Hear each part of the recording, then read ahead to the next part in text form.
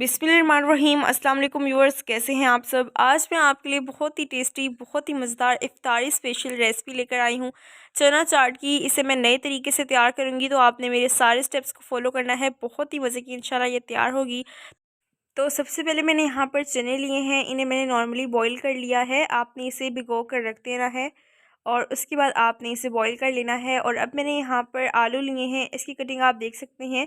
उसके बाद मैंने इन्हें भी उबाल कर रख दिया था। अब मैं यहाँ पर इसमें ऐड कर दूँगी। यहाँ पर मैंने जो इसमें मेन चीज़ है, मैंने प्याज लिए हैं, इनको भी मैंने पानी डालकर धो लिया था। ये भी आपने इसमें ज़रूर ऐड करने हैं। उसके बाद मैंने यहाँ पर बंद गोभी ली है, ये भी मैं इसमें ऐड कर दूँगी। इस तरह की कटिंग की है मैंने। और अब मैं इसमें ऐड कर दूँगी खीरे, इसकी भी कटिंग आप देख सकते हैं। इस तरह से आपने इसकी कटिंग करनी है और ये चीज़ें मैंने इसमें ऐड कर दी हैं। उसके बाद मैं इसमें ऐड कर दूँगी टमाटर, इसकी भी कटिंग आप देख सकते हैं। इस तरह से आप छोटी छोटी कटिंग कीजिएगा और इस स्टाइल से कटिंग कीजिएगा। और अब मैंने यहाँ पर एक जार लिया है, इसमें मैं ऐड कर दूँगी पुदीना। इसके पत्ते आपने अलग कर लेने हैं, धोकर आपने इस जार में ऐड कर देना है। उसके बाद मैं इसमें ऐड कर दूंगी मिर्चें, हरी मिर्चें मैंने यहाँ पर ली थी, ये मैं इसमें ऐड कर दूंगी। और उसके बाद मैं इसमें पुदीना ऐड कर दूंगी। उसके बाद मैं इसमें ऐड कर दूंगी 1 टेबलस्पून नमक और 1 टेबलस्पून ज़ीरा पाउडर। और यहाँ पर मैं इसमें ऐड कर दूंगी दही 2 टेबलस्पून। इसको मैं अच्छी तरीके से ग्राइंड कर लूँगी। इसमें मैंने कोई भी मिसाले और नहीं ऐड करने।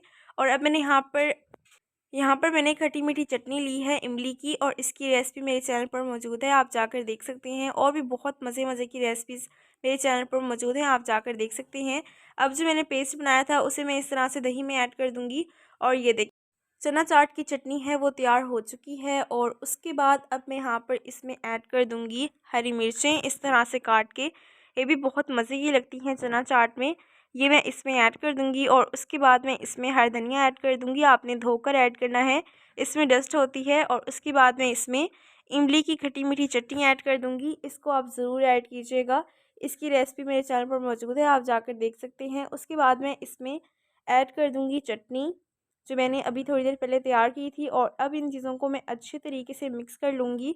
अभी मैंने आपको एक मेन चीज़ बतानी है, तो आपने वीडियो को बिल्कुल भी स्किप नहीं करना।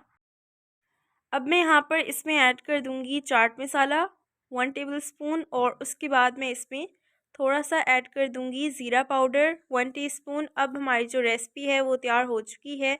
इस रेसिपी को बेसिकली लोग जो है वो उसे फ्रिज में रख के ठंडा करके खाते हैं। इस तरह से रेसिपी मज़े की लगती है, तो आपने इसी तरह से इसे ट्राई करना है।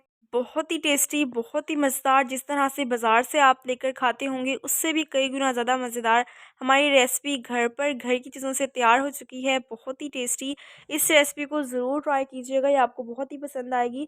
और भी बहुत सारी रमज़ान स्पेशल रेसिपीज़ के लिए मेरे चैनल पर जाएँ, विज़िट करें मेरे चैनल को। और डेली नोटिफाइड होने के लिए मेरे चैनल को सब्सक्राइब कर दें, ताकि इसी तरह की और बहुत सारी रेसिपीज़ की नोटिफिकेशन आप तक सबसे पहले पहुँच सके। नेक्स्ट वीडियो में मिलते हैं, तब तक के लिए अल्लाह हाफ़िज़।